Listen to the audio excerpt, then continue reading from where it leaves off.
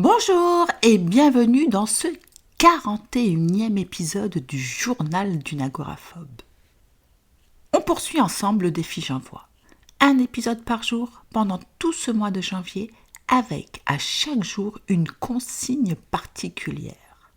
La consigne du jour, choisir un objet significatif et raconter son histoire. Alors, je ne vais pas faire dans l'originalité, je pense, puisque l'objet que j'ai choisi, c'est mon smartphone. Oui, mon bon vieux téléphone. Pourquoi ? Parce qu'il a été un allié absolument indispensable tout au long de ma maladie. En effet, pour moi, mon smartphone a joué plusieurs rôles essentiels.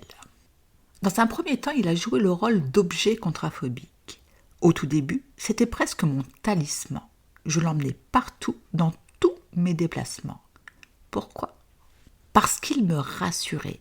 J'avais cette impression qu'avec lui, je pouvais appeler au secours à n'importe quel moment.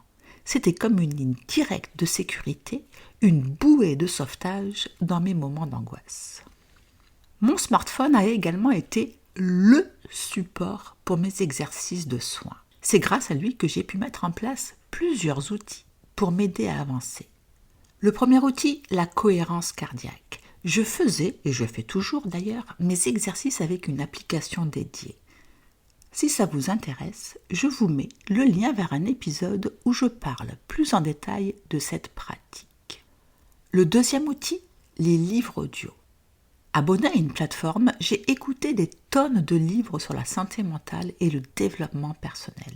Certains m'ont profondément aidé et je vous partagerai les titres dans les notes de cet épisode.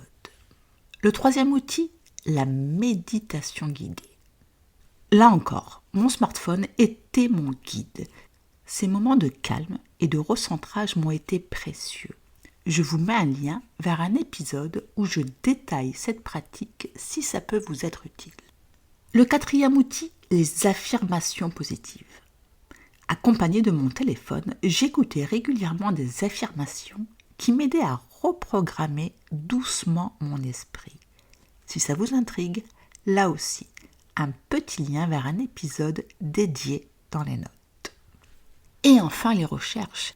C'est également sur mon téléphone que je faisais des recherches sur les thérapies, les méthodes et les outils pour comprendre et mieux gérer mon état.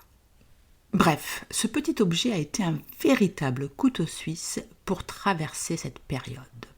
En y réfléchissant, je me demande vraiment comment on faisait avant l'arrivée des smartphones.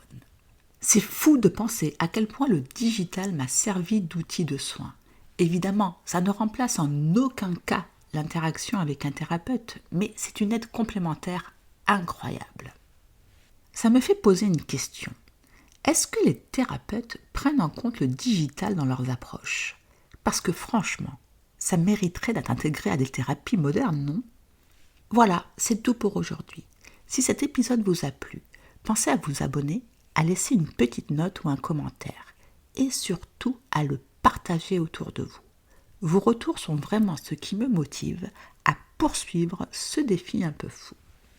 Merci de m'avoir écouté et on se retrouve demain pour la suite du défi J'envoie.